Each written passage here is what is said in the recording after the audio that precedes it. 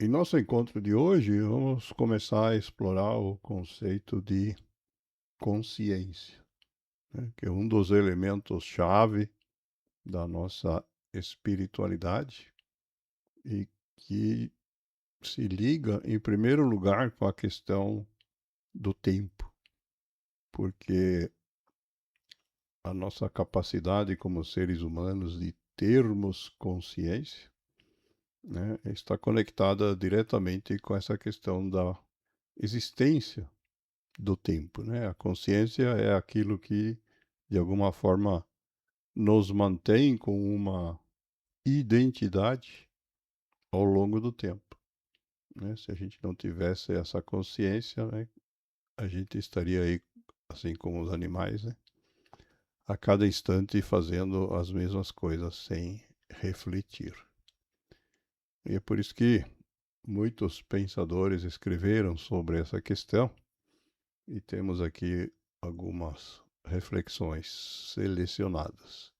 Vamos começar com essa do Rubem Alves, escritor e filósofo brasileiro, falecido há pouco mais de 10 anos, que nos lembra, né, da nossa necessidade de ficar atento nessa questão. Quando ele diz que a gente fica esperando que a alegria haverá de chegar depois da formatura, depois do casamento, depois do nascimento, depois da viagem, depois da promoção, depois de ganhar na loteria, depois da eleição, depois da casa nova, depois da separação, depois da aposentadoria, tudo depois. E ela não chega, porque diz ele, a alegria não mora no futuro, mas só no agora. Essa questão da gente ter consciência, né, que é só no agora que nós podemos obter a nossa alegria e todas as outras coisas que a gente deseja, é extremamente importante.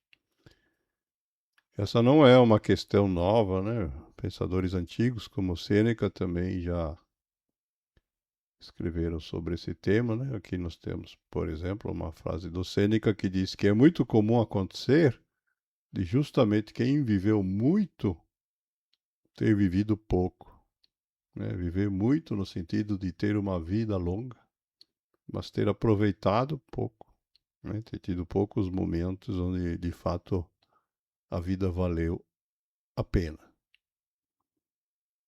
Essa questão também aparece em vários filmes, né? Aqui nós temos o Mestre Yoda, que nos lembra que isso é difícil de ver, porque o futuro está sempre em movimento. A cada instante, o nosso futuro é outro. Então, isso torna as coisas, às vezes, difíceis. Mas o Gandhi nos lembra que a vida é mais do que simplesmente o aumento da sua velocidade, né? Todos nós temos essa percepção ao longo da vida, né? Conforme a gente vai passando os anos, né? De que ela passa mais rápido. Mas a vida não é apenas isso. A gente tem que saber usar isso de forma inteligente. Outra forma de tratar o mesmo tema é essa reflexão do Rabino Newton Bonder, que diz que onde há muito movimento, há menos tempo.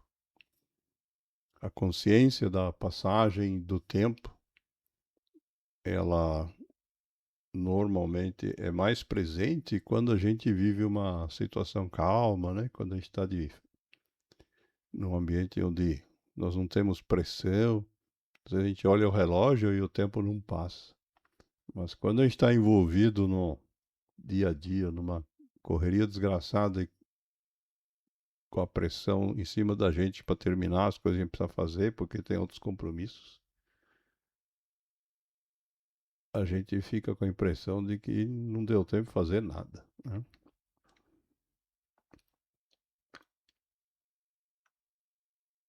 Outra questão relacionada ao tempo, né, é a nossa capacidade de, usando nossa memória, né, registrar as características, como que isso se passa na natureza, né? Observar a natureza, a contemplação, certamente algo muito importante para todos nós. E o poeta Ralph Emerson diz que cada momento do ano tem uma beleza própria, uma pintura que nunca foi vista antes e jamais será vista novamente. E ele nos lembra que da mesma forma acontece com cada momento da nossa vida. Cada momento da nossa vida é único, nunca aconteceu antes e jamais acontecerá de novo. É por isso que o Rabino Menachem Morgenstern diz que o que há de mais essencial nesse mundo é aquilo que estamos fazendo no momento. Quando a gente se dedica ao presente com consciência, isso é a coisa mais essencial. Esse tema perpassa diversas culturas e religiões, né? Temos aqui uma reflexão do Buda. Mais de 2.500 anos atrás, escreveu que o segredo da saúde mental e corporal está em não se lamentar pelo passado, não se preocupar com o futuro, nem se adiantar aos problemas, mas viver sábia e seriamente o presente. E continua dizendo: não se esqueça que os instantes que você vive aqui e agora e as pessoas que você convive aqui e agora são os mais importantes da tua vida, porque são os únicos que são reais. Todo o restante só existe na nossa memória, né, se for passado, ou na nossa mente, na nossa imaginação, se for futuro. É por isso também que o jornalista americano Henry Mencken diz que estamos aqui e este é o agora. Além disso, todo o conhecimento humano é uma ilusão. Todo o nosso conhecimento científico, cultural, etc., tudo que nós temos armazenado, né, de fato, não existe no agora, só quando a gente está praticando.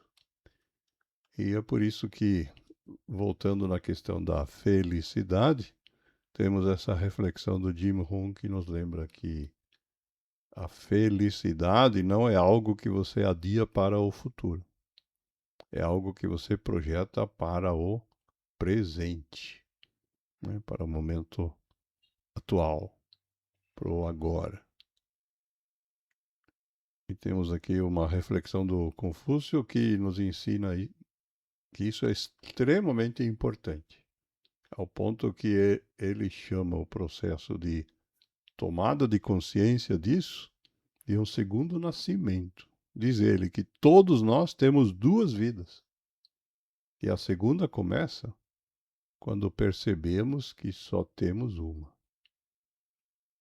Quando, ao longo da vida, chega o momento que a gente se dá conta que não podemos ficar esperando o futuro indefinidamente, porque só temos uma. É aí que começa a nossa segunda vida, segundo o Confúcio. Uma forma mais humorística de dizer a mesma coisa é essa frase do escritor conhecido pelo pseudônimo de Mark Twain, que diz que os 2 dias mais importantes da sua vida são, em primeiro lugar, o dia em que você nasceu, porque se você não tivesse nascido, você não existia. E o segundo dia mais importante da sua vida é o dia em que você descobre o porquê. Ele vai um pouco além do Confúcio, porque a gente pode entender que no porquê, né, não se trata apenas da consciência do tempo, mas também do nosso propósito, né? O que a gente quer fazer com esse tempo. E voltamos agora às reflexões de Santo Agostinho, para ficar bem claro para todos aqui. Ele nos ensina que Nem o futuro, nem o presente existem. Nem se pode dizer que os tempos são três: passado, presente e futuro. Talvez fosse melhor dizer que os tempos são o presente do passado, o presente do presente e o presente do futuro. E estes, diz ele, estão na alma. Não os vejo alhures em nenhum outro lugar, né? Para quem não conhece essa palavra. O presente do passado é a memória. O presente do presente é a percepção. Nossos órgãos de percepção estão ligados no agora. E o presente do futuro, ele conclui, é a expectativa.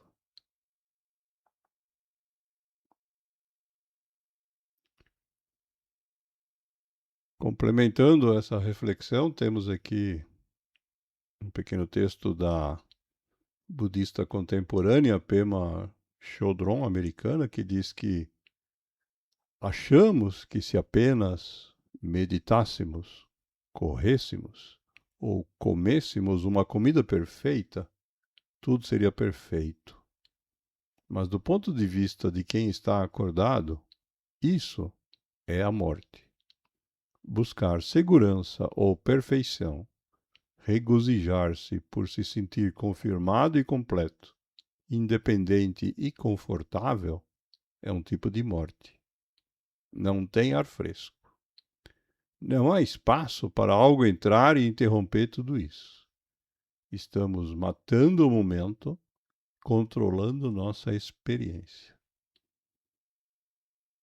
Essa reflexão nos lembra então que toda vez que a gente se prende a essas estratégias, né, de buscar segurança, perfeição, de se sentir-se numa área de conforto, na verdade a gente impede de viver novos momentos. E é por isso que na cultura indiana temos aqui uma frase do Sri Chinmoy que diz que o paraíso não é um lugar, não é um local. O paraíso, diz ele, é um estado de consciência. E se o paraíso é um estado de consciência, então todos nós temos a capacidade de desenvolver nossa consciência e chegar no paraíso.